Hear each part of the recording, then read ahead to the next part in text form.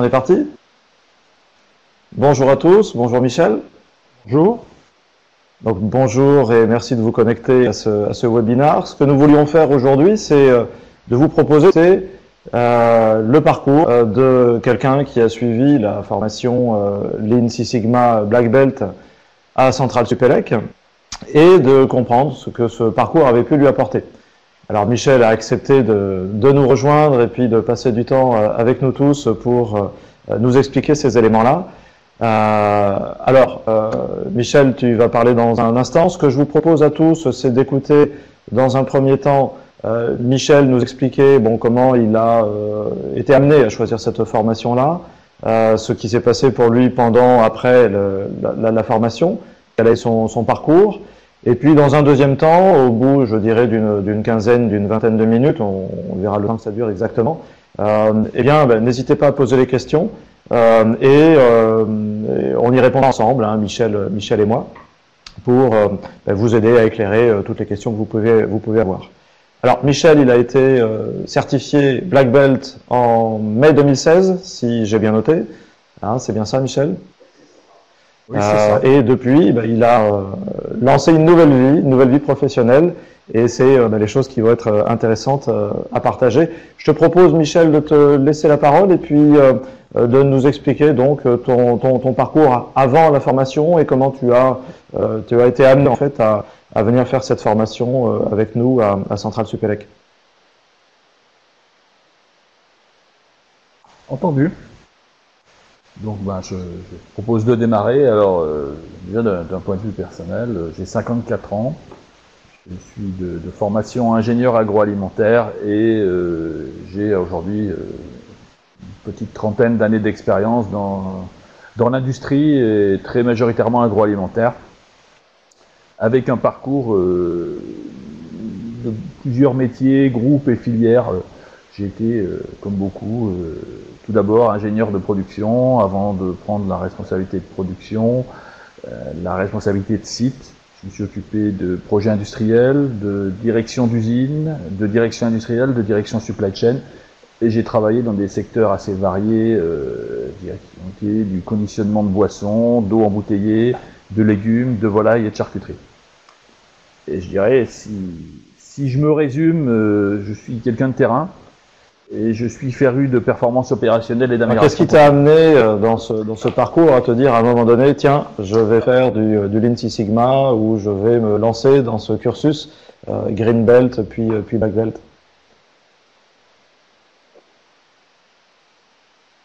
Alors déjà, je suis parti d'un constat, d'un poste dans lequel j'avais fait le tour. Donc, je posais la question de l'étape d'après. Et en regardant un petit peu mon vécu, je me suis rendu compte que j'avais pas mal pratiqué les outils du Lean et d'amélioration continue, en amélioration des performances, en résolution de problèmes, en utilisant différents outils qui étaient à la fois des outils de gestion de projet, des chantiers Kaizen, du 5S, des Pareto, de l'Amdec, du SMED.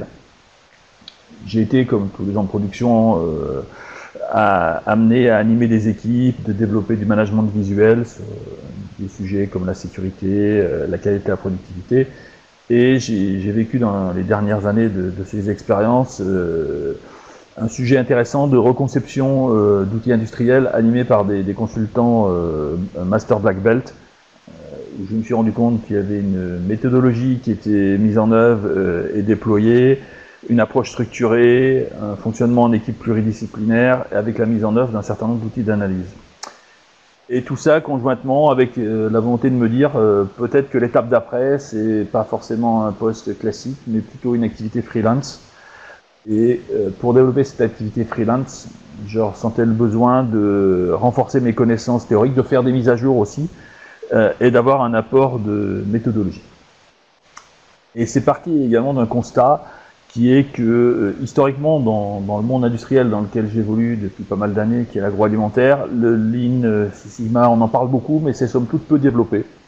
Au regard d'autres industries, on pourrait prendre l'exemple de l'automobile, mais également avec un intérêt grandissant des acteurs de ce secteur. D'accord. Donc là, tu te dis, c'est intéressant, je veux approfondir. Qu'est-ce qui fait que tu as choisi plutôt cette formation donc Centrale Supélec? J'imagine que tu as un peu comparé ce qui existait sur le marché.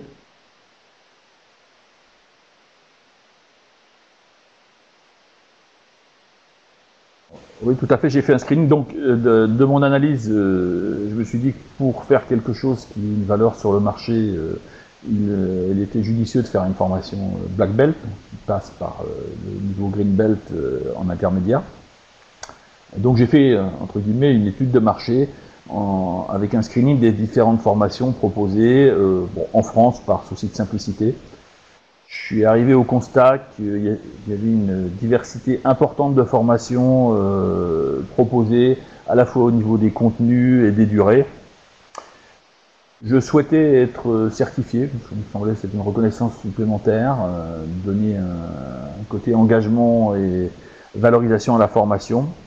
Et j'ai choisi Centrale Supélec ECZ pour plusieurs raisons. La première, la volonté d'une formation alliant la théorie mais aussi la mise en pratique, une bonne façon d'apprendre. Les contenus étaient, comme du marché étant hétérogènes, comme je l'ai dit, le contenu de Supélec me semblait le plus complet et adapté avec une qualité de programme. La réputation et l'image de Centrale Supélec me semblait également importante à prendre en compte. Et donc, pour finir, le calendrier proposé qui était compatible avec mon projet, puisque j'ai quitté ma dernière entreprise courant du premier trimestre 2016, et tout en commençant cette formation en février. Tu vas nous expliquer là, le parcours que tu as eu depuis, mais je rebondis sur un point. Les deux modules. Est-ce que la notion de certification, tu disais que ça te paraissait un préalable intéressant, mais avec le recul, la notion de certification, est-ce qu'elle est importante? Est-ce que ça change quelque chose? Est-ce que finalement, c'est pas simplement la compétence qui est intéressante?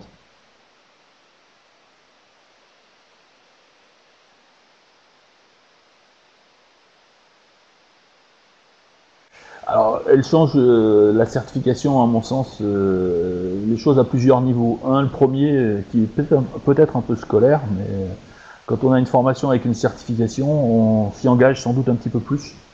À savoir, on n'a pas envie de ne pas avoir la certification, donc il y a un travail personnel qui est, je dirais, substantiel. Il faut quand même travailler les choses à la fois. Tu veux dire que c'était avant tout d'abord une raison de motivation pour toi. Engagement, et comme il y a un engagement, on en retire des choses.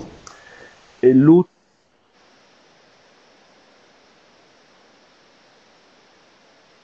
C'était entre autres. Et j'aurais pu prendre le deuxième point en premier lieu, et c'est aussi la reconnaissance, puisque le monde du travail ou le monde de l'entreprise reconnaît, à mon sens, plus une formation qui arrive avec un diplôme et une certification que de suivre une formation, je dirais, en présentiel, voire par Internet. Et dans les missions, dans les interventions que tu as eues depuis, le fait d'être certifié Centrale Supélec, tu sens que ça a eu un écho, que ça a aidé à convaincre.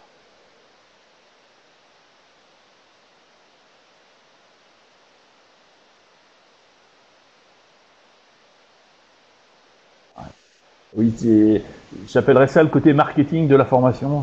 Je me suis rendu compte, vous n'avez pas forcément vu à ce niveau-là, que ça m'a ouvert énormément de portes. Je suis arrivé, je dirais, face à des donneurs d'ordre pour prendre des missions, pour échanger, en expliquant qui j'étais. Alors, ce parcours depuis, qu'est-ce que c'est? On a bien compris que tu avais brillamment rebondi et ça m'a ouvert beaucoup avec cette opportunité qui t'était donnée. Raconte, depuis, qu'est-ce qui s'est passé?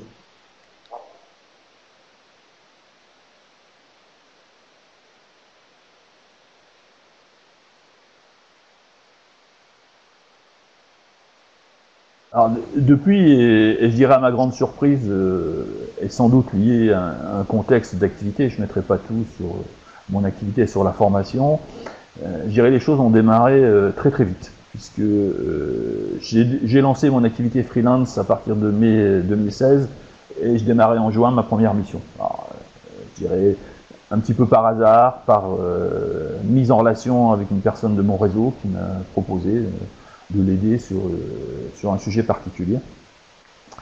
Et donc j'ai développé depuis un peu plus de 2 ans maintenant une double activité qui est à la fois du conseil opérationnel et du management de transition. C'est, à mon sens, différent et complémentaire, différent dans le contenu des missions, dans la durée et dans l'approche. Et quand je fais un petit bilan là de ces 2 ans, j'ai réalisé 7 missions avec des durées variables qui ont été d'une quinzaine de jours de conseil à pratiquement 18 mois pour la mission de management de transition la plus longue. Donc sur des sujets très variables qui m'ont permis de m'étoffer, de me challenger. Pour citer ce que j'ai pu faire, moi j'ai réalisé une étude sur le transfert d'une ligne de production de soft drink entre 2 sites. J'ai fait un diagnostic logistique dans une organisation multisite. J'ai fait une étude sur le développement de la capacité et des performances d'une ligne d'embouteillage d'alcool. J'ai travaillé sur l'optimisation des flux internes d'un site de baby-foot et dans un autre contexte, l'optimisation de la fabrication d'éponges. On n'était plus dans l'agroalimentaire, mais les sujets se rapprochent. Et 2 missions plus longues de management de transition, donc une mission de direction supply chain dans un groupe agro-industriel qui a duré pratiquement 16 mois, où on était sur de la structuration de la supply chain, du management de projet, réorganisation des flux amont et aval, et plus récemment, une mission de management le mix de compétences, ton expérience de l'industrie, plus les compétences en Lean Six Sigma d'une nouvelle organisation, accompagnement de la gestion dans le cadre des missions que tu évoquais. Et de la conduite du changement.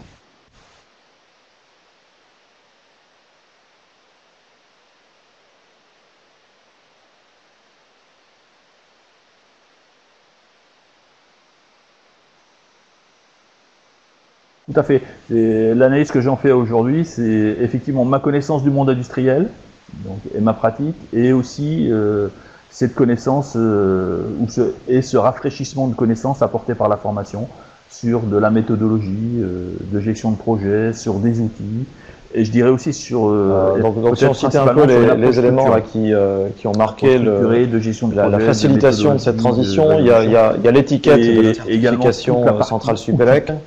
J'en connaissais il y a évidemment la compétence métier, l'apport de structuration, de méthodologie que tu as pu voir en formation.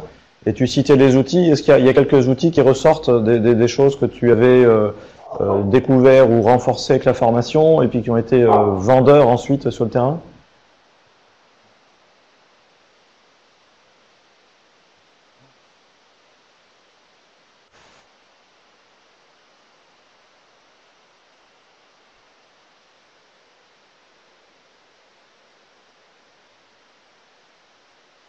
Oui, je citerai la démarche par étapes, le processus DMAIC qui permet, dans le cadre d'un projet, de commencer par bien fixer les objectifs, le groupe projet, de s'attacher à bien définir ce qui existe, de bien observer ce qui existe, avant d'imaginer comment les choses pourraient être. Alors Michel, je ne sais pas si tu as d'autres points que tu voudrais partager. Ce qu'on peut éventuellement faire, c'est commencer à répondre aux différentes questions et donc d'ouvrir aux questions.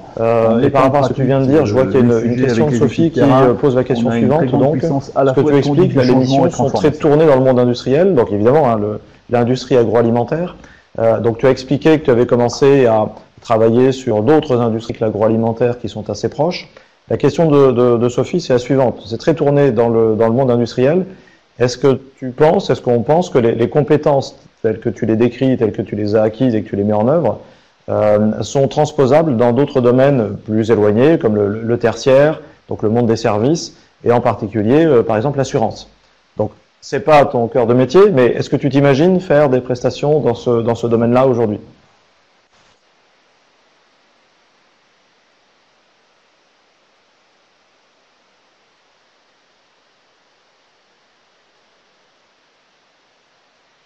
Ah, on a perdu Michel. Un petit coup de gel quelque part sur le réseau. Moi, je m'imagine tout à fait ce qui a facilité. Alors peut-être en attendant que Michel revienne, qu'il se reconnecte, un élément de réponse pour Sophie. Clairement, les outils, les démarches que l'on voit dans le cursus et puis sur lesquels on est amené à intervenir les uns et les autres, sont directement applicables dans tous les domaines, dans l'industrie, dans les services. Et si je peux citer mon exemple à moi, j'interviens aussi bien dans l'industrie, tout type d'industrie, que dans le monde du service, l'assurance, la banque, hein, de manière très comparable. Le principe, c'est vraiment ce cheminement, ce questionnement, la structuration et les outils qui sont déployés. Finalement, les outils viennent en deuxième rideau derrière la structuration de la démarche. Et de ce point de vue-là, qu'on soit dans un environnement industriel ou service, c'est assez similaire. Alors Michel, tu es revenu. Ouais, je te laisse reprendre la parole.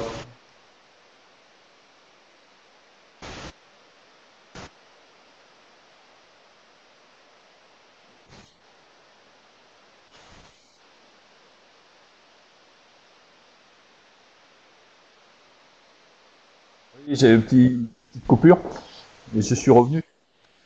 Et je rajouterais que cette démarche, c'est vraiment quelque chose qui est facilitateur dans la conduite du changement.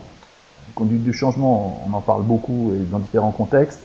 Moi, je trouve que la démarche structurée, avec un groupe de travail, d'impliquer les gens, de leur faire bien comprendre comment ça marche aujourd'hui. J'ai découvert c'est un point crucial, effectivement, dans leur environnement. Je ne connaissais pas complètement comment. Je rebondis un petit peu sur ces éléments-là. Tu disais que tu serais prêt à intervenir dans le monde des services, banque, assurance, ou autre. Est-ce que tu as eu des contacts, est-ce que tu as eu des prospects, des clients qui ont fait appel à toi et qui, bon, bah, pour l'instant ça s'est pas réalisé, mais qui n'ont pas forcément donné suite. Pour l'instant, tu as eu des contacts ou des opportunités ou pas encore dans le domaine des services?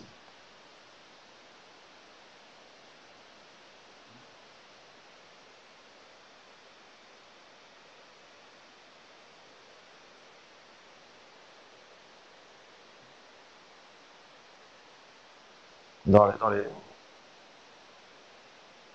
les processus services J'ai pas eu d'opportunité dans le domaine des services. En même temps, je dirais, j'en ai pas cherché. Ok, merci pour ces éléments. Entre-temps, Grégory pose une question et il nous demande, est-ce que des sujets ou des outils que tu utilises ou dont tu as besoin là dans tes missions depuis 2 ans ont manqué à tes formations?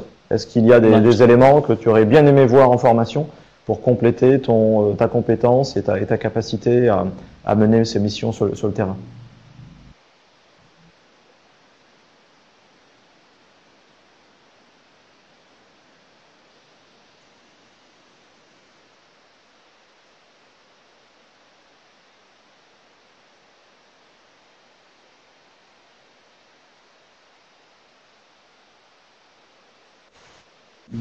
Pas réellement. La formation de Centrale Supélec est riche, avec beaucoup d'outils qui sont présentés.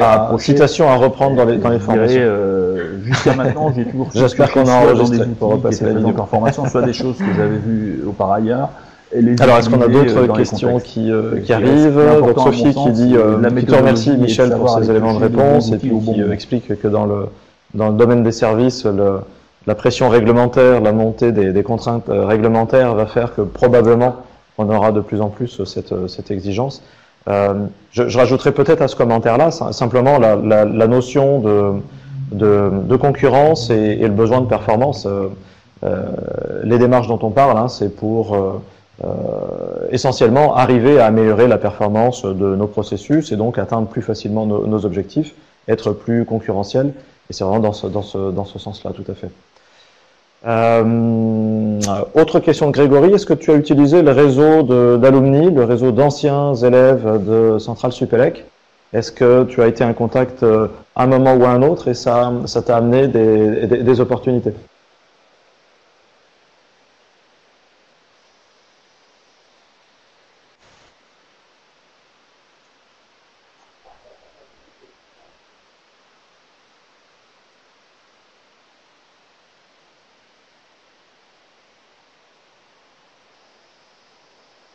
En tout cas, ce que j'entends, c'est que pour l'instant, le réseau Centrale Supélec, c'est celui de ton groupe de formation.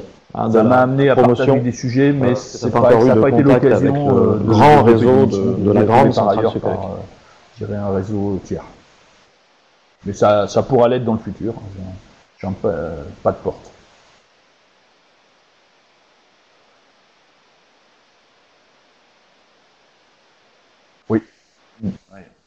Oui, oui. Alors c'est un sujet intéressant. Ce que l'on voudrait faire assez rapidement, c'est de créer un réseau formel, par exemple à travers un groupe LinkedIn, des anciens Green Belt et des anciens des Green Belt et des Black Belt certifiés dans le parcours, pour faciliter ces contacts et ces échanges, parce qu'on s'aperçoit tous dans le monde industriel que c'est quelque chose qui est important, qui est efficace. Et même si c'est quelques opportunités de temps en temps, eh bien c'est un fonds très important. Donc c'est un des projets de cette fin d'année, de développer ce genre de choses. Une question, combien de personnes formées Green Belt et Black Belt par centrale? Et là, je dois avouer que c'est une colle, je ne sais pas exactement. Les Black Belt, je pense qu'on doit être entre 200 et 300 personnes aujourd'hui. Les Green Belt probablement plus, autour de 400-500, mais c'est vraiment des estimés du bout du nez que je vous donne là. Donc je vous propose peut-être de diffuser une réponse en ayant recueilli un renseignement un peu plus précis. Question de Ken. D'une certaine manière, la démarche amélioration de la qualité peut être rapprochée à la méthodologie d'amélioration continue, tout à fait. Qu'est-ce qu'il y a comme grosse différence entre ces deux approches? Assez peu de différence. Je pense qu'on peut considérer que l'amélioration continue se pose la question de la performance de l'ensemble de l'entreprise, donc toutes les performances de tous les processus, pas simplement la notion de qualité. La qualité, c'est fondamental, il faut évidemment s'améliorer en termes de performance qualité, mais également en termes de respect des délais, donc de rapidité, de vitesse dans les processus, également en termes de maîtrise des coûts, également en termes de sécurité, de maîtrise des risques, et quelque part plus généralement la performance financière de l'entreprise. Et l'idée, c'est d'arriver à être performant sur l'ensemble de ces axes-là. Et si on peut résumer la notion d'amélioration continue et de performance, d'excellence opérationnelle, c'est vraiment ça, c'est la performance opérationnelle de l'ensemble des processus. Donc un périmètre, un scope très très large. Je ne sais pas si Michel, tu veux rajouter quelque chose à ce sujet.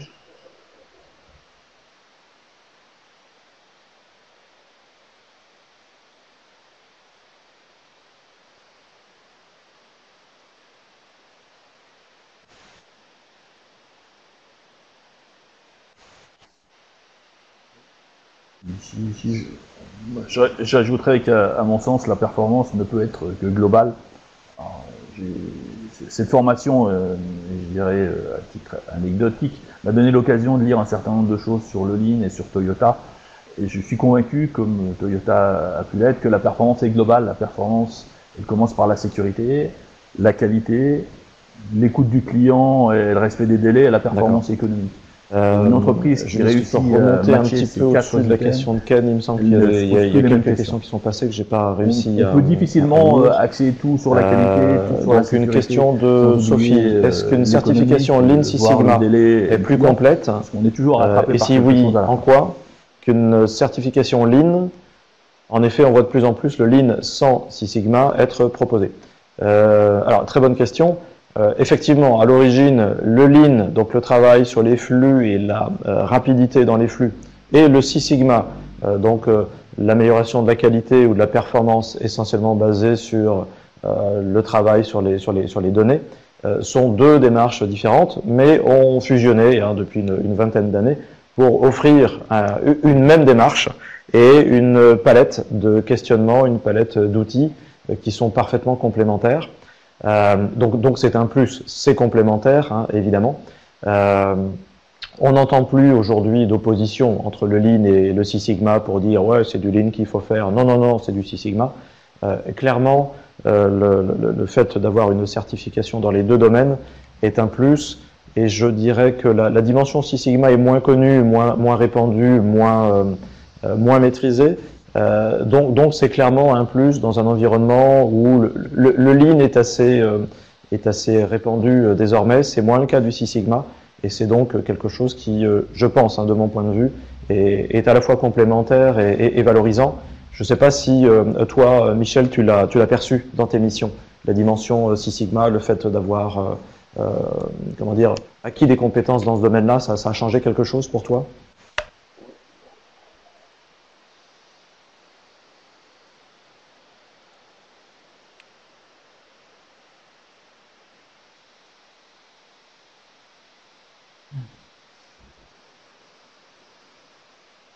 Et puis cette notion de performance. Alors ça peut parfois dans certains contextes être un gros mot, des outils additionnels, de performance, Sigma, mais tout ce qui est la statistique, la mesure. Un des éléments essentiels du Six Sigma, c'est la notion de mesure. Mesurer quoi? Mesurer la performance, mesurer la résultante de nos processus et donc la manière dont on veut les améliorer avec des éléments factuels sur à quel point on n'est pas bon au départ et à quel point on s'est réellement amélioré après un projet ou après une démarche d'amélioration.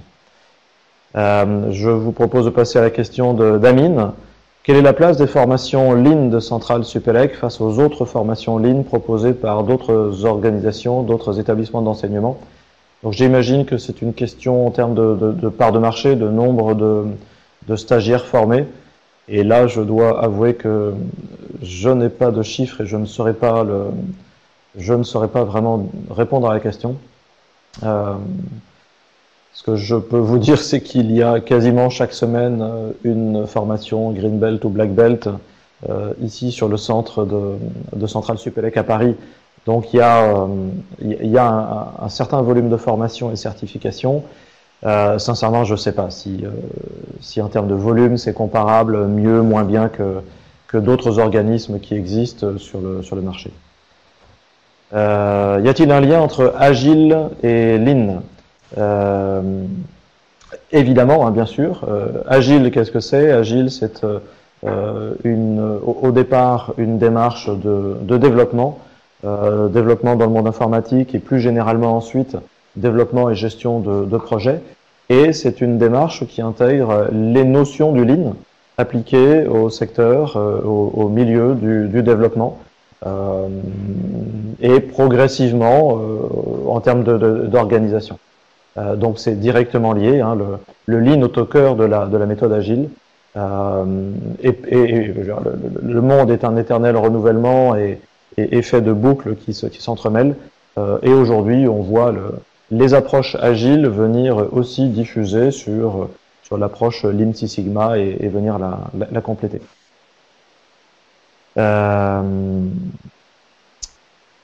Alexandre pose une question, non, une remarque. Pour information, un élément m'aurait manqué pendant la formation.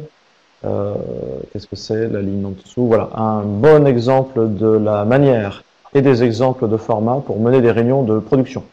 Donc des réunions en shop floor, management de shop floor, management d'ateliers de production.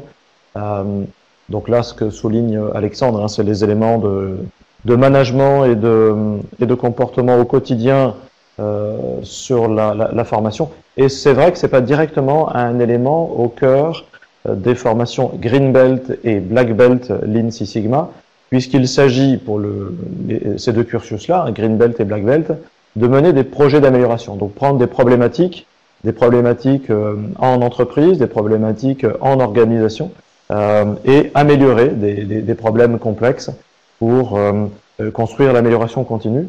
Ce qui est évoqué à travers la question d'Alexandre, hein, c'est la notion de Lean Management. Donc intégrer les notions du Lean et les principes du Lean dans le management et dans l'attitude managériale au quotidien. Et ce sont plus des éléments qu'on va trouver dans les cursus Lean Management et Lean Practitioner. Je poursuis la lecture de la question ou de la remarque d'Alexandre. Donc c'est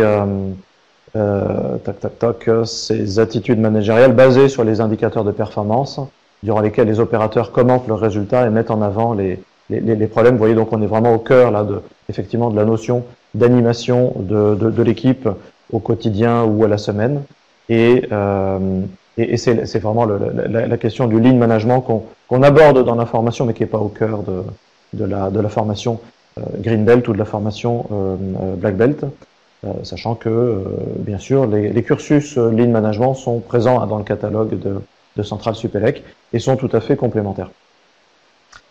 Karine, question, et la performance du management pour piloter les activités. Alors Karine, si tu es toujours là, je suis preneur de précision dans ta question. Ce que je comprends, c'est que on est un peu sur le même domaine que la réflexion d'Alexandre à l'instant. Hein, c'est l'attitude managériale dans le pilotage des activités.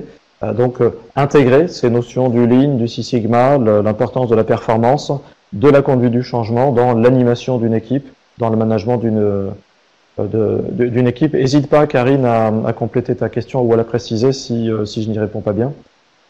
Et Michel, à tout moment, tu interviens hein, dans les réponses. Je vois une question de Grégory qui t'est directement adressée. Michel, dans ton activité de conseil, est-ce que tu utilises des méthodes agiles dont on parlait à l'instant, donc méthode agile, Scrum, Apix. Est-ce que tu as l'occasion, est-ce que tu y es confronté? Et question subsidiaire, est-ce que tu prévois de compléter tes compétences et tes formations avec des formations dans ce domaine-là?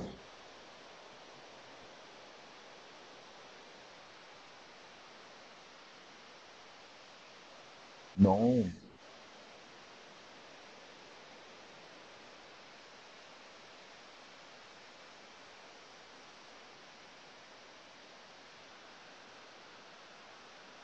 Je dirais c'est pas d'actualité aujourd'hui. Les missions que j'ai pu faire ne sont pas, je dirais, directement dans ces sujets.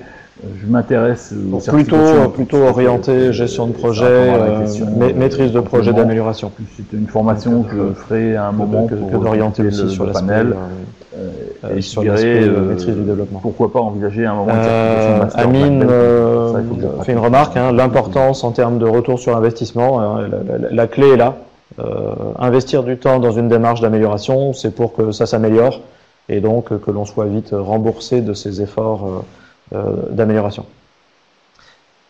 Ken, d'un point de vue recruteur, comment sont perçues les certifications Green Belt et Black Belt d'une entreprise versus un organisme de formation indépendant?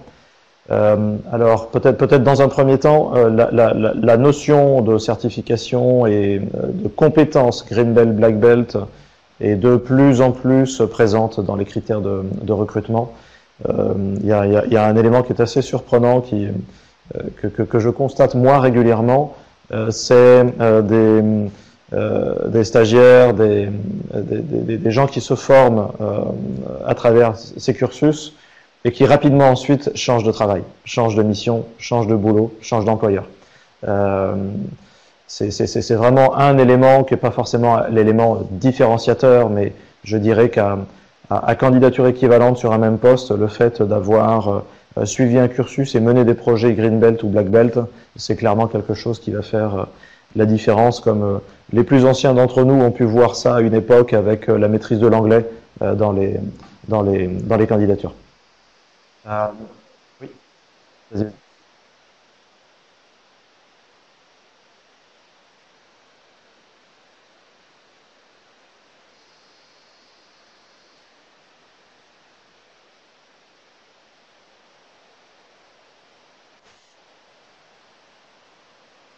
Je rajouterais savoir que dans pas mal d'industries, aussi bien industrie que services, au moins sur le secteur industriel, beaucoup d'entreprises déploient des formations et des développements de compétences dans ce domaine-là.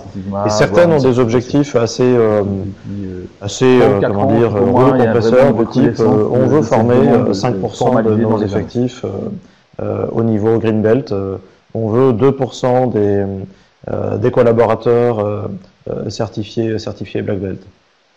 Alors, je prends la deuxième partie de la question de Ken. Est-ce qu'il y a une différence au niveau des entreprises entre la certification interne, la certification maison, la certification au sein d'une entreprise et la formation, la certification indépendante, telle que celle de Centrale Supélec?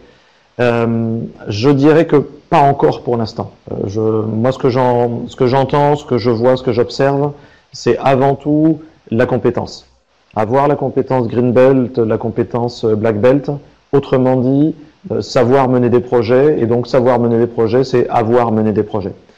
On commence à voir se poser la question de la certification, La certification indépendante, elle est toute récente, hein, ça date d'un an et demi comme critère des formations du RNCP. Je dirais que avant la notion de certification d'un organisme indépendant, je pense que c'est l'image associée à Centrale Supélec qui va jouer, je pense, dans la différenciation. Je ne sais pas ce que tu en penses, Michel.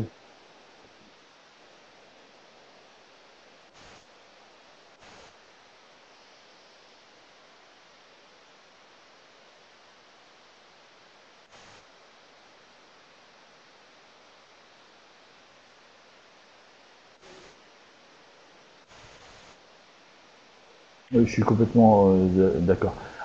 Au sein de l'entreprise, pas trop. À l'entrée de l'entreprise, donc au niveau du recruteur, avoir une certification d'un organisme indépendant, ça apporte un gage. Comme je l'ai dit dans ma présentation, il y a énormément de diversité dans les formations, voire dans les certifications. Je dirais, il y a certaines entreprises qui inventent. Sophie rebondit. Est-ce que d'autres certifications viennent concurrencer les certifications Green Belt, Black Belt, comme par exemple la certification Prince ou autre? Est-ce que la personne formée en retient? Je répondrai non dans un premier temps, puisqu'on ne parle pas de la même chose. Les certifications Prince, Apix, etc., c'est la formation et la certification à la gestion de projet. Donc gestion de projet, notamment gestion de projet informatique, gestion de projet de déploiement de solutions. Donc savoir correctement déployer une solution sur un périmètre large auprès de différentes fonctions et préparer l'ensemble des éléments de déploiement. Quand on parle de Green Belt, Black Belt, on parle de gestion de projet, mais de gestion de projet d'amélioration. Hein, donc prendre en compte une problématique et y apporter des réponses sous la forme de solutions pérennes, en passant par les étapes qui ne sont pas extraordinaires, mais qui demandent une certaine maîtrise, hein, de bien cadrer la problématique, de bien factualiser, recueillir les éléments de mesure, de bien cartographier, d'aller chercher les causes profondes et de générer des bonnes solutions, choisir les meilleures. On va retrouver dans cette démarche les mêmes outils que dans certaines démarches de déploiement, mais la vocation n'est pas exactement la même. Michel, tu veux compléter? Très bon complément, hein, merci de dire ça. Julie, je pense que tu as surveillé les questions, j'ai pas tout suivi le fil.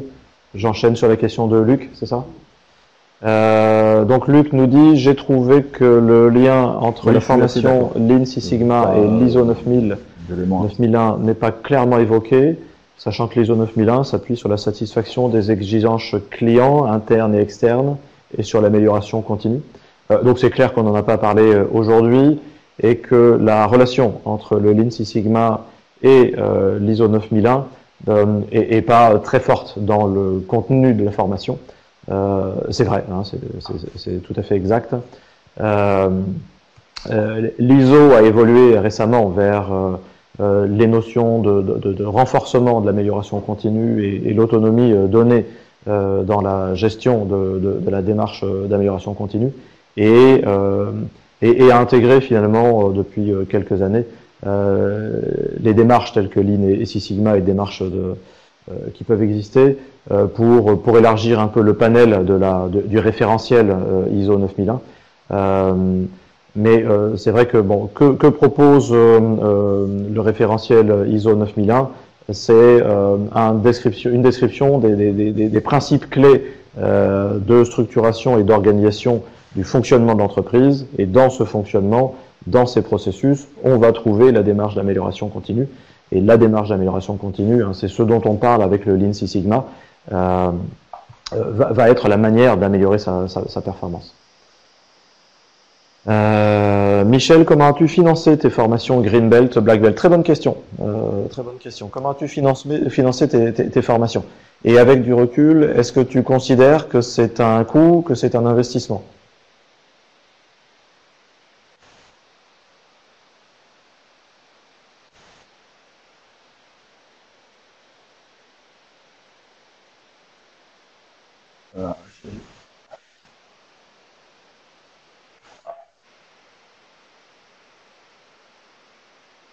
Donc un cas d'autofinancement. J'ai financé mes formations sur mes propres deniers. J'ai réussi à avoir des aides, de Pôle emploi.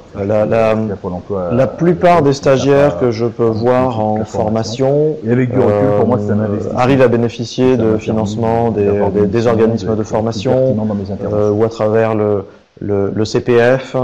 Autofinancement. Aujourd'hui, on a à peu près 50% à peu près non, un peu plus, 60% des stagiaires dont la formation est financée par l'entreprise, donc ils ne se posent pas cette question de financement.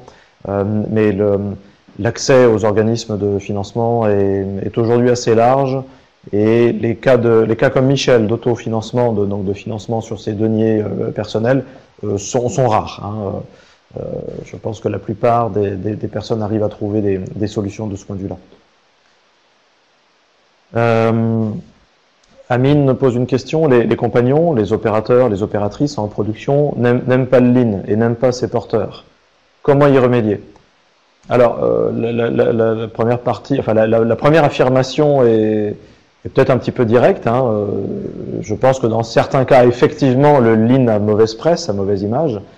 Et d'ailleurs, il suffit de taper lean sur Google et vous verrez arriver d'abord des commentaires sur la perturbation, les difficultés au travail, voire même, pourquoi pas, les suicides chez France Télécom, chez Orange ou sur des choses comme ça. Dans certains contextes, le lean a mauvaise presse et forcément, les gens qui s'y réfèrent vont être associés à cette mauvaise image, mais c'est quand même un cas assez minoritaire, et je pense que pour y remédier, il faut rester tout simplement sur les fondamentaux de la démarche lean, et deux, rester sur les enjeux de l'entreprise avec tout simplement le besoin de s'améliorer. On ne s'améliore pas pour le plaisir d'embêter les gens, on ne s'améliore pas pour uniquement gagner plus de sous, on s'améliore pour être plus performant et parce que c'est une nécessité. Et enfin, troisième point, et c'est fondamental, l'humain est au cœur du Lean Six Sigma. L'humain est au cœur du fonctionnement de l'entreprise, donc rien ne peut passer par les individus qui sont les opérationnels. Donc une démarche Lean ne peut pas réussir, une démarche d'amélioration ne peut pas réussir si elle ne prend pas en compte l'humain. Donc un contexte où le Lean a mauvaise presse peut venir du contexte extérieur ou peut-être de quelques difficultés à structurer et à parler d'une démarche d'amélioration continue. Je connais un certain nombre de cas où la démarche d'amélioration continue ou d'excellence opérationnelle se repose sur le pilier du Lean et du Six Sigma, mais on ne parle pas de Lean. On parle d'améliorer nos fonctionnements, on parle d'améliorer nos processus. Donc ça s'appelle excellence opérationnelle, ou ça peut très bien s'appeler d'ailleurs une démarche TPM, de maintenance productive totale ou autre. Et les entreprises ont choisi de ne pas faire référence à la filiation Lean parce que il y a ce lien un petit peu négatif. Mais clairement, il faut y faire face et il faut comprendre d'où ça vient et pourquoi. Et probablement, dans ces cas-là, on arrive à pointer en fait des erreurs de message ou même des erreurs de comportement managériaux. Je pense que c'est clairement le cas.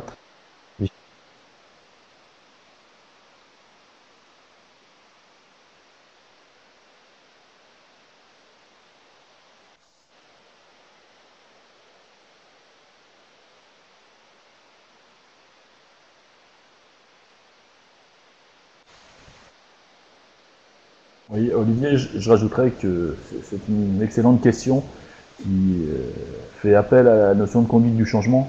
Si les opérateurs n'aiment pas le Lean, c'est qu'on leur a sans doute mal expliqué ce que l'on voulait faire, le projet. Le Lean Six Sigma, le Six Sigma, ou quoi que ce soit, c'est pas une fin en soi. Il y a effectivement des exemples dans la presse, dans la littérature, une cible à atteindre. Ce que l'on veut, c'est améliorer sa performance, améliorer les conditions de travail, améliorer la manière de procéder pour travailler dans de bonnes conditions, améliorer la performance, améliorer la compétitivité et améliorer l'ambiance au sein d'une entreprise. Donc c'est vraiment là qu'il faut faire la différenciation et et que s'il y a une problématique à traiter au sein d'une entreprise, qu'il faut la prendre en compte. Comment valoriser la certification centrale Supélec dans un CV ou sur les réseaux sociaux? Je ne sais pas, simplement en mentionnant la certification. Si vous faites un CV avec des logos, mettez le logo, je ne sais pas si ça change quelque chose. Et je ne sais pas s'il y a besoin de la valoriser plus que ça et de la mentionner plus que ça. Michel, je ne sais pas si tu veux rajouter quelque chose.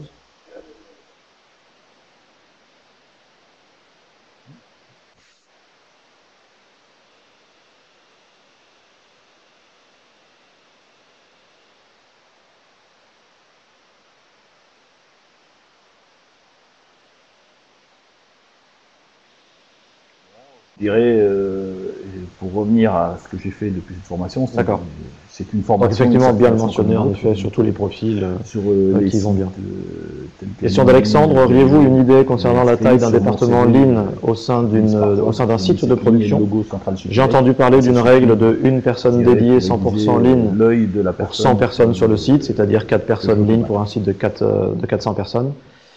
Je suis responsable Lean au sein d'un site de 400 personnes. L'ampleur du changement est telle qu'il me manquerait la capacité afin d'agir sur les différents axes. Mise en flux, philosophie de l'amélioration, lien avec les opérationnels, coaching du shop floor management, mise en place des TPM, 5S, analyse des VSM, etc. Je pense qu'Alexandre, la description de ta feuille de route telle que tu l'évoques et qui est effectivement pleine de sens, répond à ta question, hein. Effectivement, tu vas jamais arriver à faire tout ça tout seul. En effet, je pense que la fourchette de 1 à 5% est celle qu'on entend le plus souvent, et c'est vrai que 1% dédié, 1% dédié tout seul, un équivalent temps plein pour 100 personnes, c'est court, hein. C'est vraiment pas beaucoup, et c'est difficile de d'arriver à tout lancer. Après, il faut voir si, au-delà du service Lean, il y a d'autres contributeurs à l'amélioration continue qui portent d'autres noms, et envisager de regrouper les forces pour être plus efficace et à plusieurs arriver à faire une différence. Mais l'ordre de grandeur, c'est en effet celui-ci, hein. C'est je dirais entre 2 et 5% des effectifs consacrés à l'excellence opérationnelle, l'amélioration continue, le Lean Six Sigma.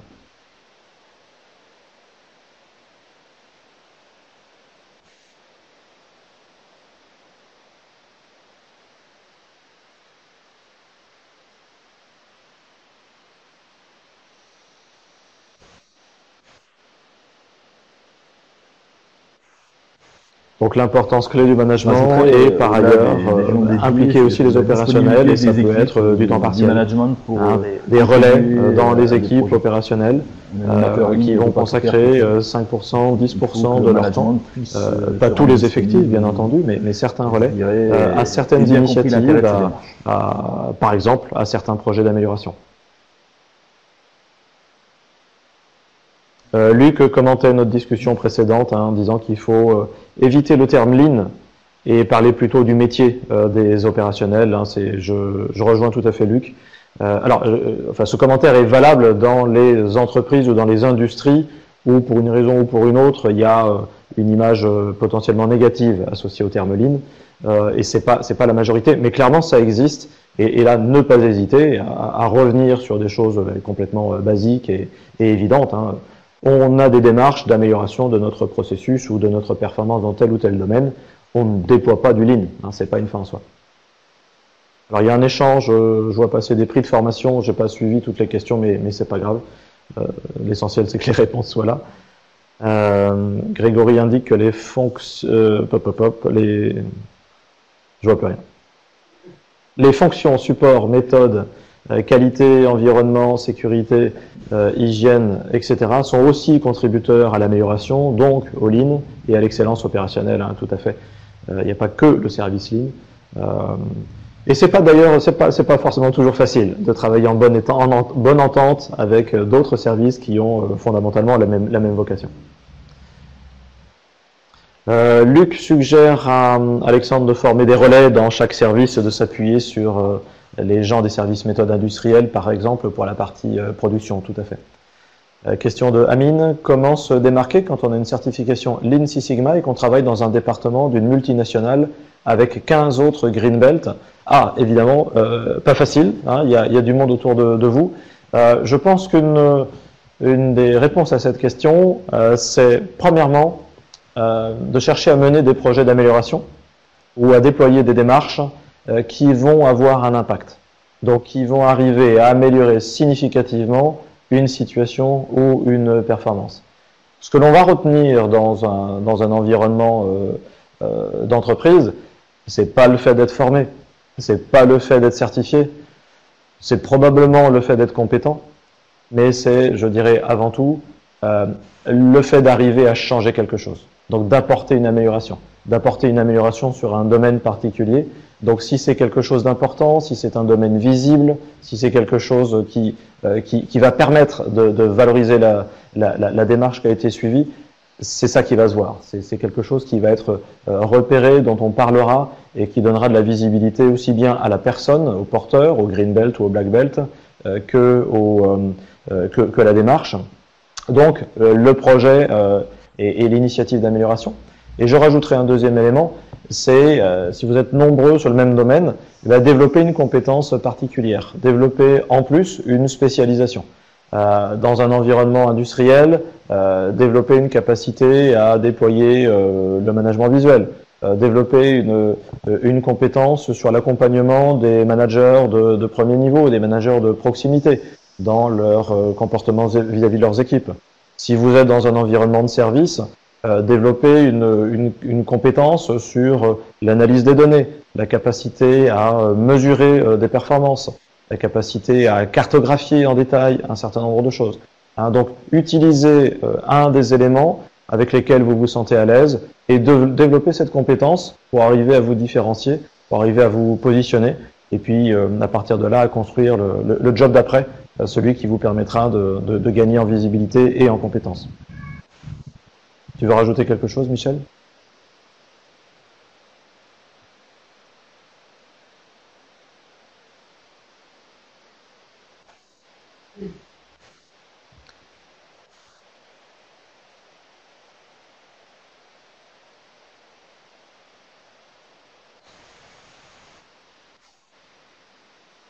Non, je suis d'accord. Il faut savoir aller piocher les outils, les spécificités en fonction des besoins de l'entreprise pour se démarquer.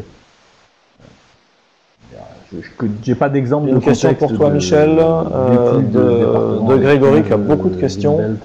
Quelle est la perception des gens dans le shop floor, dans l'atelier, quand tu te présentes comme black belt différents. Il reste répartir les tâches. Comment ? Tu te présentes pas à chaque fois en disant je suis black belt certifié Central Supélec ?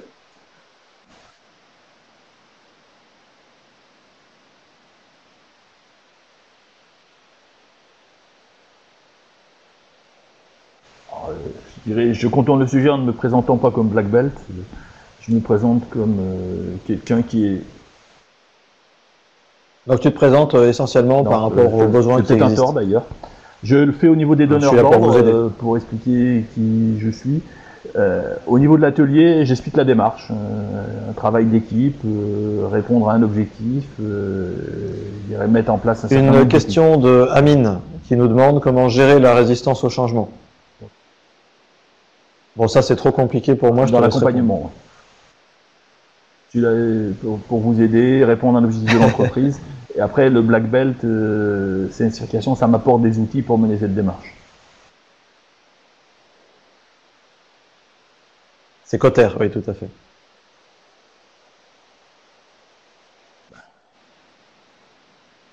La résistance au changement, c'est une longue histoire, mais je dirais... Il y a un petit ouvrage qui m'a beaucoup plu, qui s'appelle Alerte sur la banquise. L'auteur, ça va être Benjamin Cotter. Un ou deux mots de complément à la résistance au changement, la conduite du changement, c'est un domaine immense en fait. C'est quelque chose qu'on découvre depuis une quinzaine d'années et une thématique qu'on évoque de plus en plus, parce qu'on est en train de découvrir que l'être humain est au cœur de l'entreprise et donc il faut y prêter un minimum attention. Donc il existe beaucoup de cursus de formation spécifiques à la conduite du changement. Alors, sur un cursus de formation Green Belt, Black Belt, on ne va pas passer l'équivalent d'une journée entière sur le sujet. Par contre, c'est une thématique qui est présente tout au long des journées de formation sur la formation Green Belt et Black Belt, à travers la manière dont est structurée la méthodologie, à travers les outils et à travers le phasage de la démarche d'amélioration, se pose en permanence la question de la conduite du changement. Donc on a en particulier dans la formation Black Belt un petit module où on réfléchit à un certain nombre d'outils, et donc Michel se souvient d'avoir entendu parler d'alerte sur la banquise dans ce cadre-là, où effectivement on réfléchit et on voit quelques approches pour renforcer la conduite du changement, pour faire face à la résistance au changement, qui est quelque chose qui se gère, quelque chose qui ne se combat pas, parce que c'est normal d'avoir de la résistance, un sentiment de peur face au changement. Donc ça fait partie des contenus. Grégory pose une question: quelles sont les compétences nécessaires pour faire la formation Green Belt? Alors la seule compétence qui est nécessaire pour faire la formation Green Belt, c'est la motivation. Donc la motivation et l'envie de se lancer dans la spécialisation ou le complément des compétences dans ce domaine-là.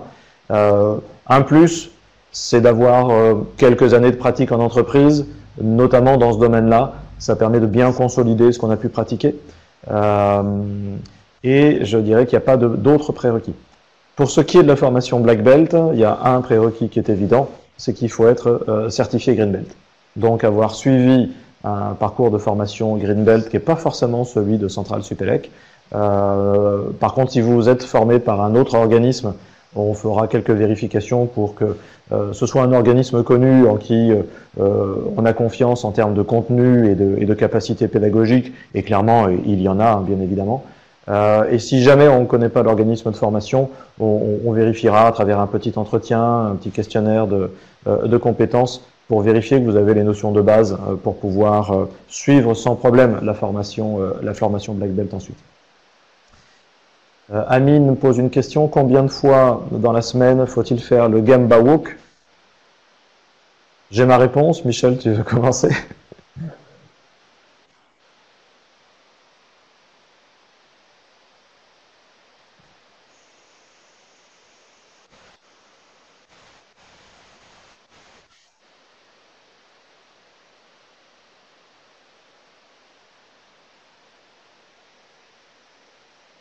Je dirais, dans l'absolu, aussi souvent que possible. C'est sur le terrain qu'on voit les choses.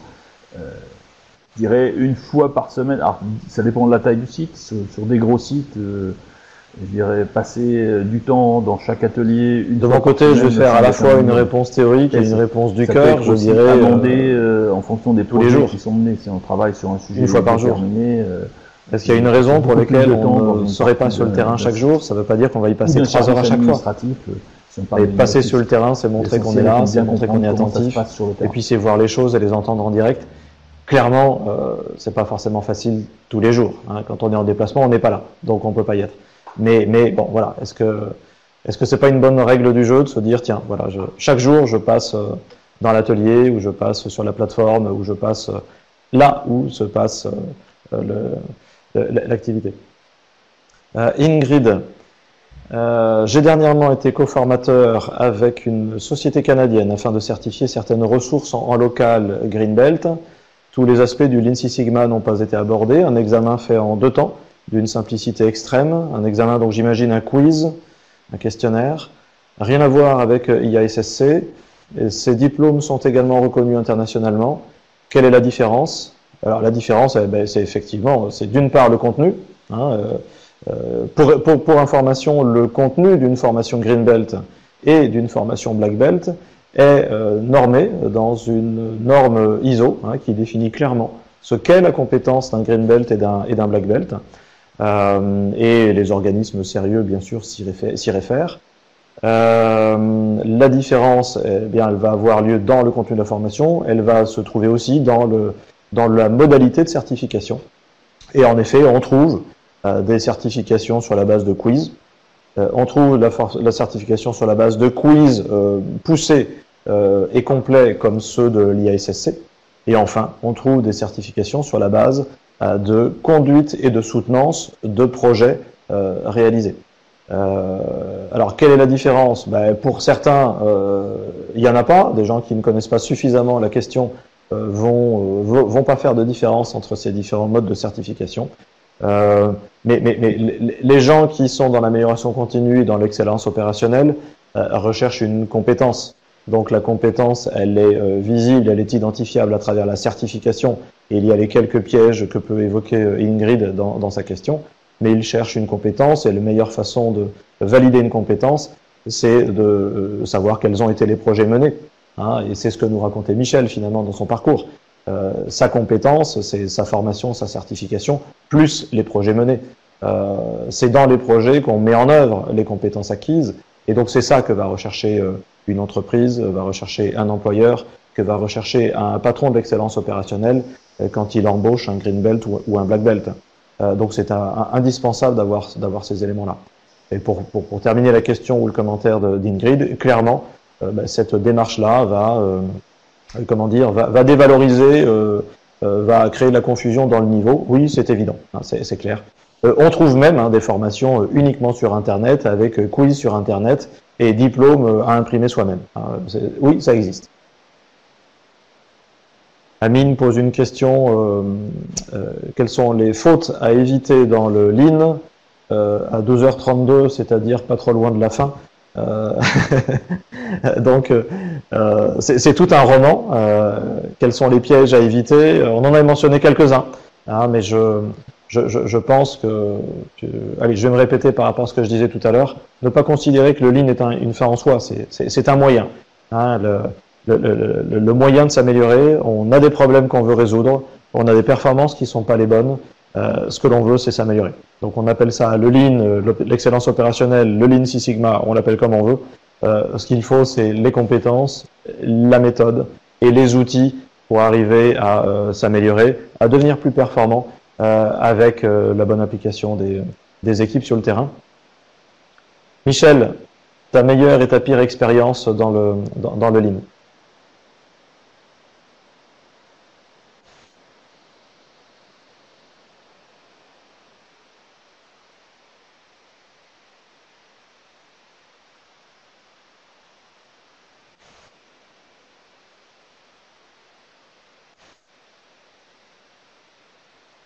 Alors, ma meilleure expérience, c'est une démarche de reconception de site industriel que j'ai fait avant de faire ma certification. C'est peut-être ça qui m'a donné l'idée et l'appétence pour la faire, menée par deux consultants Master Black Belt qui ont réussi à amener une équipe, je dirais, d'Ansères franchement, pour reconcevoir un outil. Un vrai travail d'équipe avec des résultats d'amélioration potentiels. J'ai trouvé ça très intéressant et très engageant. Et la question n'était pas adressée, mais je vais donner moi aussi un exemple qui illustre un peu les commentaires que Michel en a fait ensemble. De façon scolaire, en citant ma pire expérience dans le domaine du Lean Six Sigma. C'est une expérience où une très grande entreprise a fait appel à moi sur un projet. L'attente, c'était que je mène moi-même le projet. Donc on m'a fait venir pour mener le projet. C'est une très mauvaise expérience parce que on attendait de quelqu'un de l'extérieur qu'il résolve les problématiques rencontrées, apporte les solutions, sans vouloir s'investir en interne, sans vouloir y passer du temps pour comprendre exactement ce qui n'allait pas, sans vouloir s'approprier les outils et la démarche. Et donc le projet était mené à bien, mais j'étais particulièrement frustré de voir que personne ne rebondissait sur les compétences et sur le vécu qu'on avait pu avoir ensemble. Donc pour moi, c'est le plus mauvais souvenir. Je vois pas mal de commentaires qui commencent à dire merci pour les échanges, pour les réponses et pour le webinar. J'en déduis que les différents participants commencent à avoir faim. On va envisager de clôturer. Est-ce qu'il y a des questions que j'ai pas vues? Julie, je ne sais pas si j'ai raté des questions.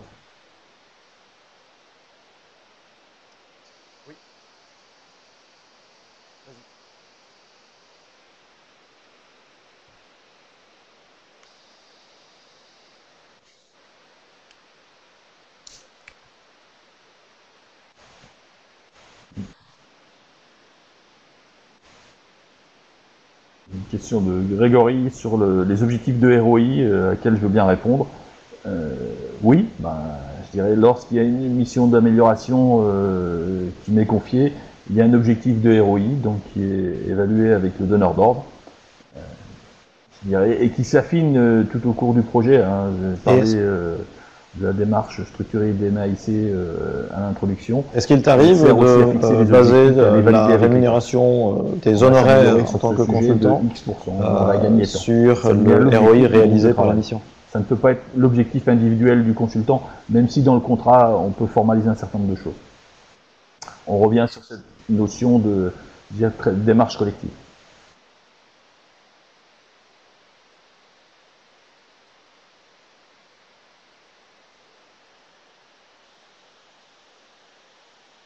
Ça m'est arrivé une fois dans une mission de management de transition, mais ça a été très compliqué à gérer. Alors je vous propose peut-être de nous arrêter là. Je pense qu'on a un tout petit peu débordé, mais ça valait le coup de répondre à ces dernières questions. Un grand merci, Michel, à toi pour avoir accepté de venir partager ton expérience et discuter de la manière dont tu avais su évoluer. Merci beaucoup à tous les participants pour les questions qui ont permis de vous apporter quelques éléments de réponse. Je crois que Julie, notre modératrice, vous a fait passer les coordonnées de Rania, qui est la chargée d'affaires sur les formations Lean Six Sigma de Centrale Supélec. N'hésitez pas à la contacter si vous avez des questions par rapport aux formations, au cursus, aux conditions d'inscription, au calendrier ou quoi que ce soit. Et pourquoi pas, si vous avez des questions sur les contenus, demain matin vous vous réveillez en disant « mince, j'ai pas posé telle question à Michel ou à moi-même », envoyez-lui la question, elle nous fera suivre et puis on saura vous retrouver pour vous répondre et vous apporter tous les éclairages voulus. Merci pour votre écoute et puis à très bientôt, puisqu'on va essayer de lancer une autre proposition de webinar prochainement. Merci, au revoir et à bientôt.